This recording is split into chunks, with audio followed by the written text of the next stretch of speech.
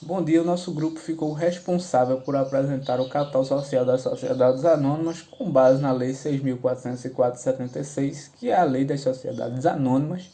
E para isso a gente tem que primeiro conceituar o que é capital social, por isso eu vou começar lendo o artigo 5º da lei, para a gente começar a fazer o conceito, que é bem simples. Diz assim o artigo 5º: o Estatuto da Companhia fixará o valor do capital social expresso em moeda nacional. Desse modo, com essa leitura, a gente pode conceituar que o capital social é toda a soma de valores, bens, móveis, imóveis, corpóreos e incorpóreos, que são vinculados, são transferidos ao patrimônio da empresa pelos seus acionistas, ou seja, eles são transferidos das pessoas, que as pessoas que compõem o grupo da empresa, para a empresa e vão formar o capital social. É importante destacar que quando o artigo 5º vem dizendo que é expresso em moeda nacional, todos os bens que forem transferidos, eles devem ser possíveis de avaliação em dinheiro. Eles têm que dar essa possibilidade para sim poderem ser vinculados ao capital social. E por que isso? O capital social ele tem algumas características. A primeira delas é que ele dá possibilidade da empresa exercer sua finalidade, ela cumprir suas atribuições que na sua criação ela foi proposta. Qual a atividade que ela quer exercer? Uma das funções do capital social é essa.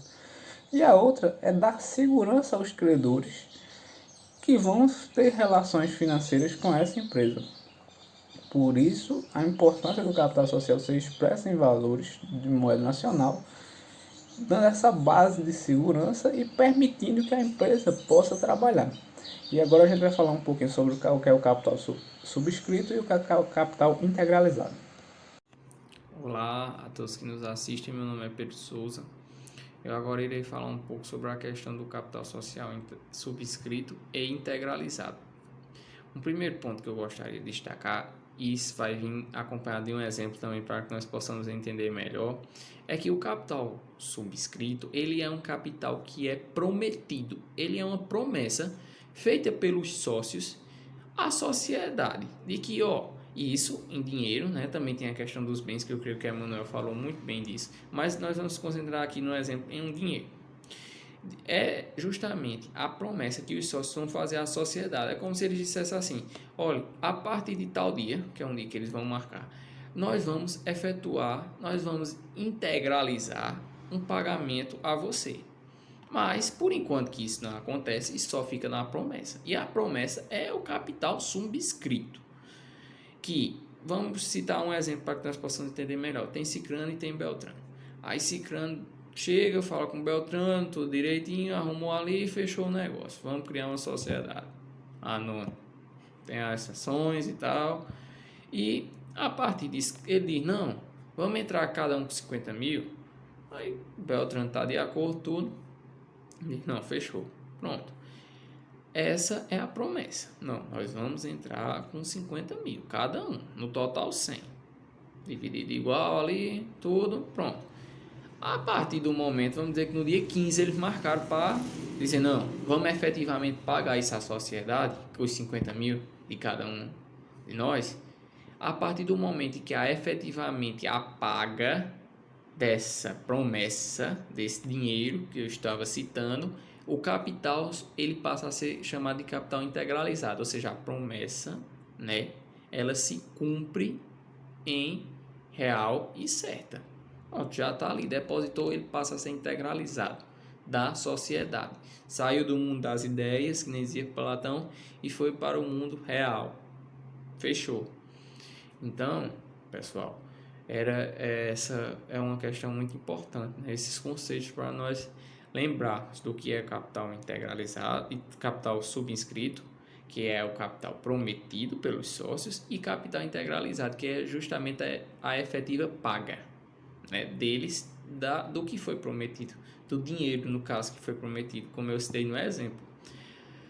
A questão também do sócio remisso, né? Vamos dizer assim que Beltrano, no dia que foi acordado, não depositou os 50 mil, somente Cicrano depositou. Aí Cicrano pode entrar com uma ação por mora, né, contra ele, ação de mora contra ele. Pode pegar a parte dele e comprar, tá entendendo? A parte de Beltrano, Cicrano pode comprar para ele próprio, ou ele pode vender a um terceiro. Tá entendendo? Isso não pesa no outro sócio, porque o outro sócio ele vai ter que tomar uma atitude e dizer, ó, não, você não cumpriu com sua parte, então eu, no caso, vou tomar as providências. É claro, né? Isso muitas vezes nós falamos na teoria, mas na prática não acontece. Bom dia. Agora eu vou falar um pouco sobre a formação, a integralização do capital por meio do dinheiro ou de bens, também falar um pouco da transferência de bens e da responsabilidade do subscritor, do acionista. Todas essas coisas que eu vou pontuar estão colocadas lá dos artigos 7º, 9º e 10º da Lei 6.404 de 76, que é a Lei das Sociedades Anônimas. A primeira coisa que a gente precisa falar é que, conforme prescreve o artigo 7º, o capital social ele pode ser formado tanto por dinheiro como pela transferência de bens, desde que esses bens sejam suscetíveis da avaliação em dinheiro.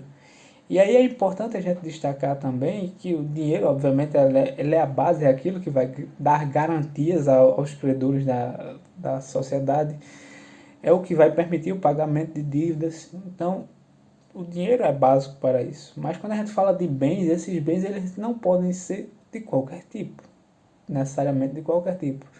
Eles têm algumas condições além da avaliação em dinheiro. Eles precisam ter certa utilidade para a empresa, seja direta, vai ser utilizado na atividade fim da empresa, ou de forma indireta, alguma contribuição, algum agregamento de valor. Por que isso? Por conta da função do capital social. O capital social é aquilo que vai permitir à empresa desenvolver suas atividades. E também é aquilo que dá ao credor uma garantia, uma segurança nas relações que ele vai desenvolver com a companhia. Assim, desse modo, também não pode o bem transferido ser um bem impenhorável, porque o bem impenhorável, por exemplo, o credor nunca poderia executar, nunca poderia ter o pagamento que o capital social visa dar segurança. Outra coisa importante também a falar é da transferência desses bens, que aí já vamos lá para o artigo 9º. O artigo ele diz o seguinte, que a transferência de bens, salvo disposição expressa, uma declaração expressa em contrário, ela se dá a título de propriedade. Ou seja, a regra geral é que a transferência, caso nada seja dito, é que a transferência de propriedade para a companhia ocorra diretamente, genericamente, já de forma prevista pela legislação.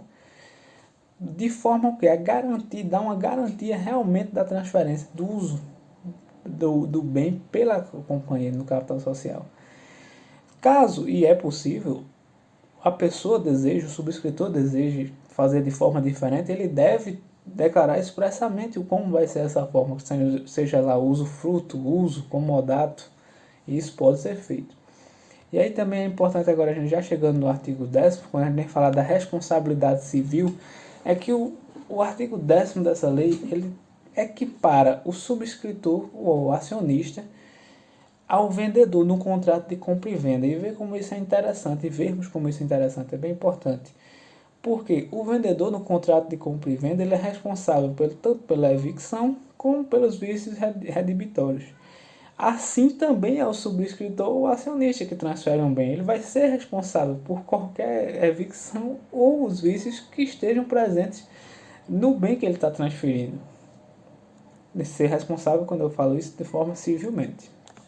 E aí, para finalizar, o parágrafo único do artigo 10º, ele fala que quando a entrada na companhia, a transferência do bem for uma transferência de crédito, o subscritor ou acionista ele responderá pela solvência do devedor.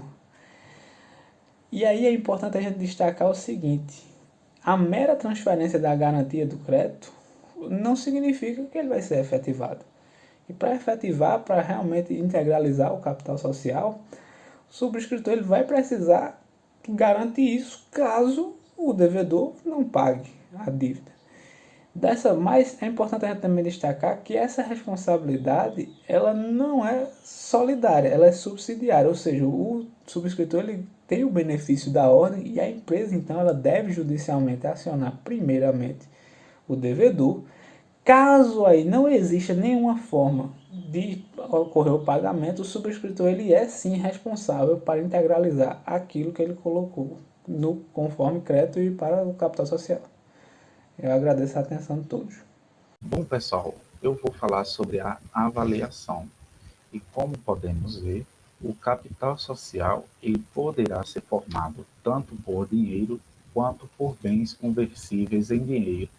E no caso de entrega de bens conversíveis em dinheiro, é preciso que ocorra uma avaliação mediante perícia para a determinação do valor desses bens para a sua efetiva constituição do capital social. A função principal da avaliação é garantir a realidade de capital social, impedindo que sejam agregados bens com valores irreais ou ilusórios, que possam comprometer a efetividade do capital social. O artigo 8º da Lei das Sociedades Anônimas, ele determina que a avaliação dos bens será feita por 3 peritos ou por empresa especializada, nomeados em Assembleia Geral dos subscritores e convocada pela imprensa e presidida por um dos fundadores, instalando-se em primeira convocação com a presença de subscritores que representem pelo menos metade do capital social e em segunda convocação com qualquer número. O subscritor que se comprometeu em fazer a integralização em bens, ele não poderá votar, porém, o fato não o impede de estar nela presente, e todos os demais subscritores terão direito a voto. A primeira assembleia, ela servirá para nomear os 3 peritos ou a empresa especializada, que irá fazer a avaliação, e recomenda-se que a mesma Assembleia já fixe o prazo para a apresentação do laudo. O parágrafo 1º do artigo 8º da Lei das Sociedades Anônimas, ele determina que os peritos ou a empresa avaliadora deverá apresentar laudo fundamentado com a indicação dos critérios de sua avaliação e que eles deverão se fazer presente à Assembleia de conhecimento do laudo a fim de prestarem as informações que lhe forem solicitadas. O parágrafo 2º, ele determina que, se o subscritor aceitar o valor aprovado pela Assembleia, os bens incorporar-se-ão ao patrimônio da companhia, competindo aos primeiros diretores cumprir as formalidades necessárias à respectiva transmissão. Já o parágrafo 3º diz que, se a Assembleia não aprovar a avaliação ou o subscritor não aceitar a avaliação aprovada, ficará sem efeito o projeto de constituição da companhia. O parágrafo 4º, por sua vez, ele determina que os bens não poderão ser incorporados ao patrimônio da companhia por valor acima do que lhes tiver sido dado o subscritor, porque o subscritor ele está vinculado à importância proposta, e essa importância proposta ela é irretratável. E se caso o valor aprovado for inferior ao conferido pelo subscritor, este, aceitando-o, poderá pagar a diferença em dinheiro. O artigo 5º, ele diz que aplica-se à Assembleia referida neste artigo o disposto nos parágrafos 1º e 2º do artigo 115. O parágrafo 1º do artigo 115, ele determina que aquele subscritor que está oferecendo o bem, ele não poderá votar, e o artigo 2º determina que o bem em condomínio a todos os subscritores será de responsabilidade solidária. O parágrafo 6º da Lei das Sociedades Anônimas, ele determina que os avaliadores e o subscritor responderão perante a companhia, os acionistas e terceiros, pelos danos que lhes causarem por culpa ou dolo na avaliação dos bens, sem prejuízo da responsabilidade penal em que tenham incorrido, e no caso de bem em condomínio, A responsabilidade dos subscritores será solidária. A avaliação ela será realizada mesmo que os bens pertençam em condomínio a todos os subscritores, sem prejuízo das responsabilidades civil e criminal em que tenham incorrido na aprovação do respectivo laudo. Essa foi a minha parte. Espero que tenha conseguido transmitir o conhecimento para vocês e até a próxima.